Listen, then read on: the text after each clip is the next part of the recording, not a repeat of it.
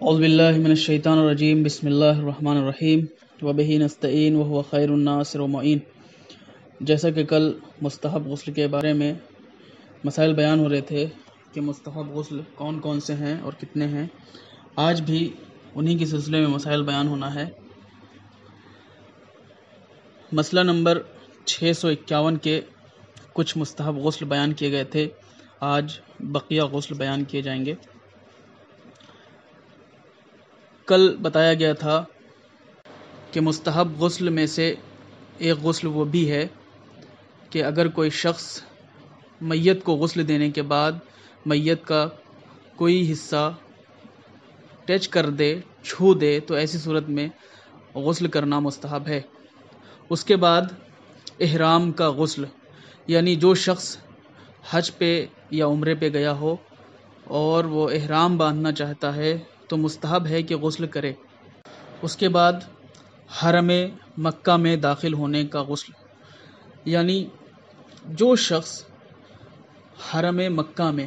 یعنی مکہ مکرمہ میں داخل ہوتا ہے اس شخص پہ مستحب ہے کہ وہ شخص غسل انجام دے، غسل کرنا اس کے لیے مستحب ہے۔ اس کے بعد مکہ مکرمہ میں داخل ہونے کا غسل، اس سے پہلے بیان کیا گیا کہ جو شخص حرم مکرمہ میں داخل ہونا چاہتا ہے، یعنی کوئی شخص کعبے کی زیارت کرنے کے لیے،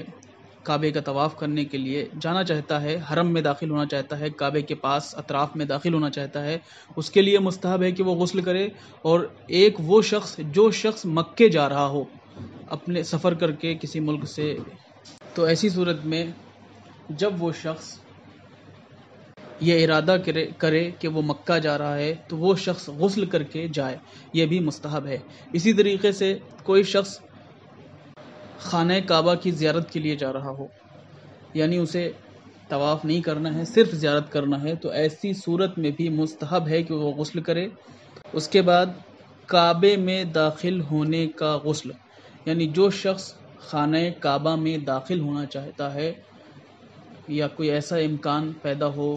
کہ اکثر اوقات دیکھا گیا ہے ویڈیو میں، فوٹو میں، کہ دروازہ کھلتا ہے، کچھ مخصوص لوگ، خاص لوگ داخل ہوتے ہیں خانہ کعبہ میں، اگر کوئی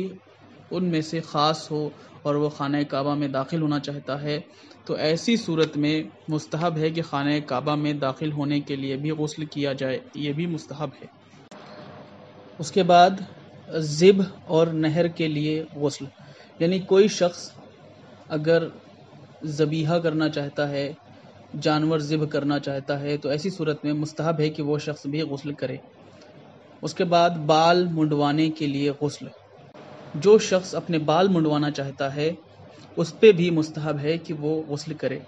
اس کے بعد حرم مدینہ میں داخل ہونے کا غسل، یعنی مدینہ منورہ میں جو حرم مبارک پائے جاتے ہیں، اگر کوئی شخص اس میں داخل ہونا چاہتا ہے تو اس کے لیے بھی غسل کرنا مستحب ہے۔ اسی طریقے سے مدینہ منورہ میں داخل ہونے کا غسل، کوئی شخص شہر مدینہ میں داخل ہونا چاہتا ہے، شہر مدینہ جانا چاہتا ہے تو مستحب ہے کہ وہ شخص بھی غسل کرے۔ مسجد نبوی میں داخل ہونے کا غسل، یعنی اگر کوئی شخص مسجد نبوی میں داخل ہونا چاہتا ہے، مسجد نبوی میں جانا چاہتا ہے تو ایسی صورت میں مستحب ہے کہ وہ شخص بھی غسل کرے۔ اس کے بعد نبی کریم صلی اللہ علیہ وآلہ وسلم کی قبر مطہر سے وداع ہونے کا غسل، یعنی جو شخص اپنے سفر سے واپسی پر چاہتا ہے کہ رسول کائنات کی وداعی زیارت کرے، رسول کائنات کو وداع کہے، الوداع کہے، تو ایسی صورت میں آخری زیارت کرنے سے پہلے وداعی زیارت کرنے سے پہلے مستحب ہے کہ غسل کرے۔ اس کے ساتھ ساتھ دشمن کے ساتھ مباہلہ کرنے کا غسل، یعنی جو شخص کسی اپنے دشمن سے مباہلہ کرنے جا رہا ہو تو مستحب ہے کہ غسل کر کے جائے۔ نوزائیدہ بچے کو غسل دینا، یعنی جو بچہ ابھی جلدی پیدا ہوا ہے مستحب ہے کہ اس کو بھی غسل دیا جائے۔ استخارے کے لیے غسل، اگر کوئی شخص استخارہ کرنا چاہتا ہے تو ایسی صورت میں مستحب ہے کہ وہ شخص بھی غسل کو انجام دے۔ طلب باران کا غسل، یعنی کوئی شخص اگر بارش کے لیے دعا کر رہا ہو تو مستحب ہے کہ وہ بھی غسل کرے۔ اس کے بعد مسئلہ نمبر 652، فقہا نے مستحب غسلوں کے باب میں بہت سے غسلوں کا ذکر فرمایا ہے، جن میں سے چند یہ ہیں، یعنی بہت سے فقیہ یہ بیان کرتے ہیں کہ ان مستحب غسلوں کے ساتھ ساتھ یہ غسل بھی کرنا مستحب ہے۔ ماہ رمضان المبارک کی تمام طاق راتوں کا غسل، اور اس کی آخری دہائی کی تمام راتوں کا غسل، اور اس کی 30ویں رات کے آخری حصے میں دوسرا غسل۔ مثال کے طور پر اگر کوئی شخص ماہ رمضان المبارک میں مستحب غسل کرنا چاہتا ہے تو اس کی طاق راتیں یعنی 1 تاریخ، 3 تاریخ، 5 تاریخ، 7 تاریخ، 9 تاریخ، اسی طریقے سے ہر وہ تاریخیں کہ جو طاق ہوں، جوق نہ ہو، اسی 9 کے بعد 11 تاریخ، 13 تاریخ، 15 تاریخ، 17 تاریخ، 19 تاریخ، اور اس کے بعد 20 سے لے کر 30 تک تمام راتوں میں غسل کرنا مستحب ہے، اور 30ویں رات کے آخری حصے میں دوسرا غسل بھی کرنا مستحب ہے۔ ماہ ذی الحجہ کی 24ویں تاریخ کا غسل، دن میں یہ غسل کرنا مستحب ہے۔ اسی طرح عید نوروز کے دن اور 15ویں شعبان اور 9ویں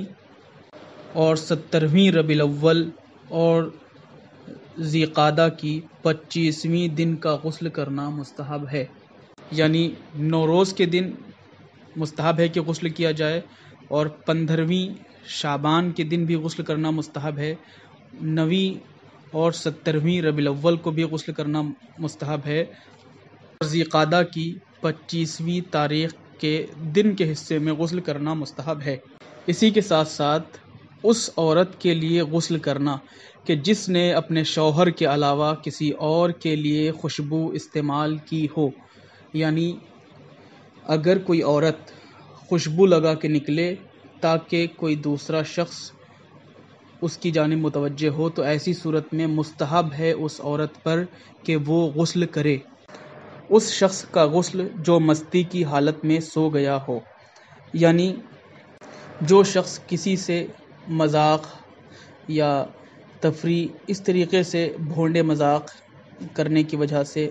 مستی میں یعنی اس کا دماغ کسی اور طرف متوجہ ہو جائے، تو ایسی صورت میں مستحب ہے کہ غسل کرے۔ اسی کے ساتھ ساتھ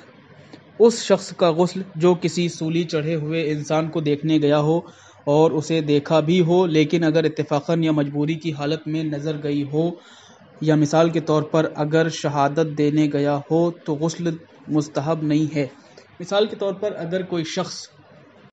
کسی ایسے شخص کو دیکھنے کے لیے جائے کہ جسے سولی دی جا رہی ہو، تو ایسی صورت میں وہاں سے واپس آنے کے بعد غسل کرنا مستحب ہے۔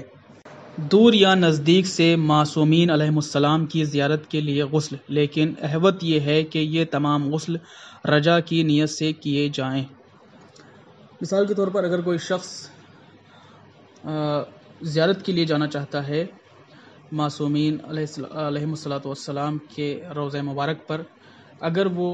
دور سے بھی زیارت کرنا چاہتا ہے پھر بھی مستحب ہے کہ وہ غسل کو انجام دے۔ مسئلہ نمبر 653، اس میں بیان ہوتا ہے کہ مسئلہ نمبر 651 میں جتنے بھی غسل بیان کیے گئے ہیں ان کے کرنے کے بعد نماز کے لیے وضو کرنا ضروری نہیں ہے، بلکہ بغیر وضو کے بھی نماز پڑھ سکتا ہے۔ لیکن مسئلہ نمبر 652 میں جتنے غسل بیان کیے گئے ہیں ان غسلوں کے بعد نماز کے لیے وضو کرنا ضروری ہے۔ یہ تمام